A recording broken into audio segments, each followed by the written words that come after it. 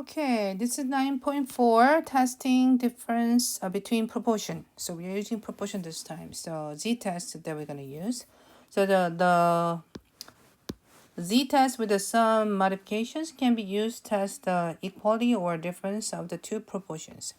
A researcher might ask, is there a difference between the proportion of the customers who order salad with their meal and those who order soup with their meal? Is there a difference in proportion of the local community college students who commute to more than 5 miles to school?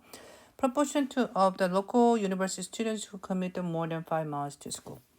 All right, so when the testing difference between the two population proportion P1 and P2, and the hypothesis can be stated as two tail, which is not equal to left tail less than right tail right side. Or you can make the difference makes it equal to 0, not equal to 0, or less than 0, or greater than 0. So for two proportion P1 head is same as x sub 1 over n1, and then P sub 2 head is equal to x sub 2 over n sub 2. So x sub 1, x sub 2 are the number of the units from the respective samples that possess the characteristic of interest. N1 and N2 are the respective sample size, and P1 head and P2 head is the estimated population proportion from the P1 and P2, and then Q1 is 1 minus P1, Q2 is 1 minus P2, and the weight estimated P bar based on the hypothesis of P1 and P2 must be the same.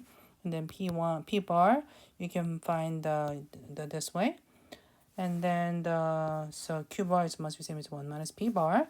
And then standard error of the difference is here is you use this formulas. And then the Z value, you gotta find this, we gotta use this formula too. All right, so let's look at the questions. So assumption for the z-test for the proportion, two proportions. The samples must be random samples, so then the sample data are independent of one another.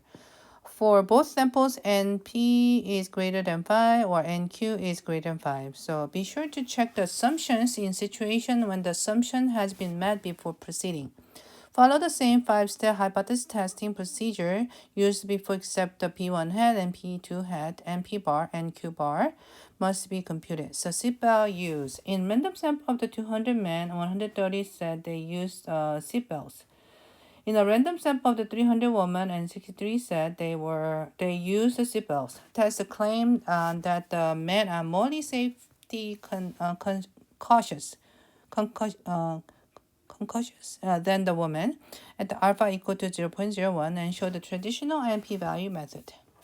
So state the hypothesis, identify the claim. Okay, so H of 0. It's going to be the P1 is the same as the P2. And then the alternative hypothesis is going to be the right tail. So P1 is equal to N. And H of 1 is P1 is greater than P2, which is a claim, which is a right tail. So find the critical value of the z using the table E. So alpha is a 0.01 and the critical value you got 2.33. So now compute the test, which is on the normal curve. You got 2.33, which is right here. And then we need to find the test value, okay? All right, so step 3, so we need to find the P1 head, which is x1 over x1 is a 1 over 200, it's about 0.65. And P2 head, which is x of 2 over n of 2, which is 63 over 300, which is 3.21.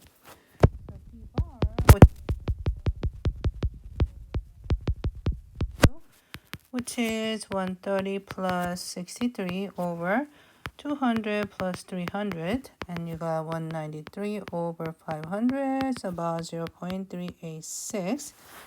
And then find the z-score, which is a P1 head, subtract P2 head, subtract the P1 minus P2, which is 0, of the P bar, Q bar of 1 over N1 plus 1 over N2. Now plug it in.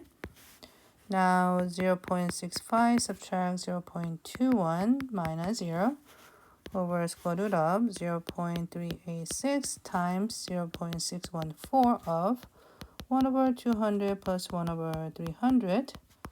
And then come out as 9.90. So if I put the 9.0, it's about here, right? So which means, but if you use a p-value with a z-score, and it's come out almost a 0, yeah. Which is, of course, is less than 0.01, right? So what you do is we do reject it. So reject the null hypothesis. And that means there is sufficient evidence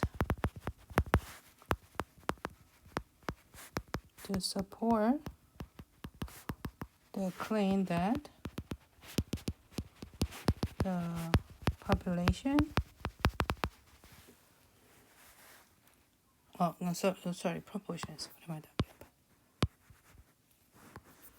about? The proportion of the men who use seat belts is greater than the proportion of women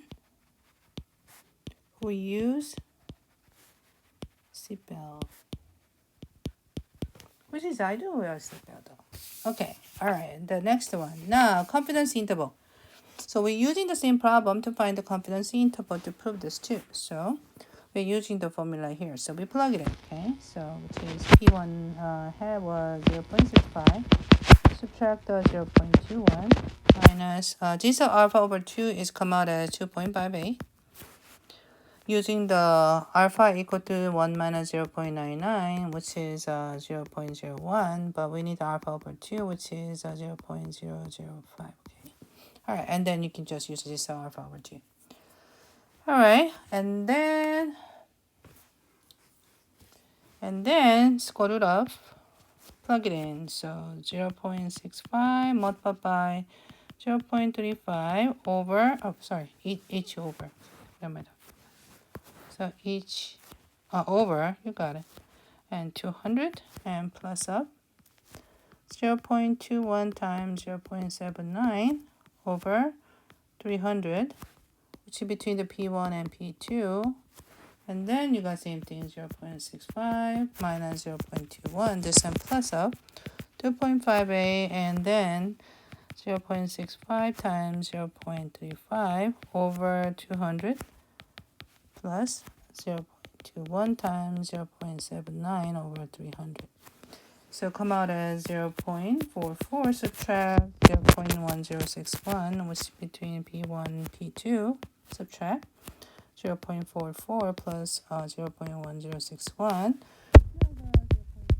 for P1, P2, 0.5460. So which means 0 is not included, because everything is positive, in the confidence interval.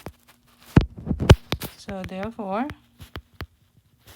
the conclusion agreed.